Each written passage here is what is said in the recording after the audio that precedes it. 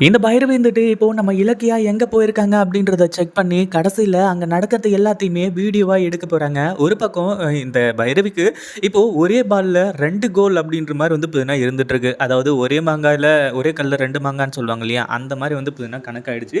ஒண்ணு வந்து பார்த்தீங்கன்னா இப்போ பைரவி வந்துட்டு நேரா வந்து நம்ம ஜானகி கிட்ட இலக்கியா உங்ககிட்ட வந்து பார்த்தீங்கன்னா பொய் சொல்லிட்டு போனாங்க அப்படின்ற மாரி சொல்லி மறுபடியும் ஜானகிய வந்து பார்த்தீங்கன்னா கோவப்படுத்துறது. அடுத்தது இன்னொன்னு என்ன அப்படின்னு பார்த்தீங்கன்னா, இத்தன நாளா இந்த அ ரேவதி இருந்துட்டு எங்க இருக்காங்க? என்ன ஏதுன்னு சொல்லிட்டு வந்து தெரியாம எஸ்எஸ்கே தேடி அலைஞ்சுட்டு இருக்கான் பார்த்தீங்களா? இப்போ எஸ்எஸ்கே கிட்ட சொன்னா, எஸ்எஸ்கே கிட்ட வந்து பார்த்தீங்கன்னா, இன்னும் கொஞ்சம் பணம் எதனா கிடைக்கும். வேற எதனா வந்து பார்த்தீங்கன்னா புடிங்கிக்கலாம் அப்படின்ற மாரி நெனச்சு இந்த பைரவி இது எல்லாத்தையுமே பண்ணிட்டு இருக்கா. அதே மாதிரி இலக்கியா இருந்துட்டு இப்ப நேரா ரேவதிய பார்க்கறதுக்கு வந்தது கன்ஃபார்ம் ஆன உடனே, இந்த பைரவி உடனே அங்க நடக்கத்த எல்லாத்தையுமே வீடியோ எடுக்க ஆரம்பிச்சுறாங்க.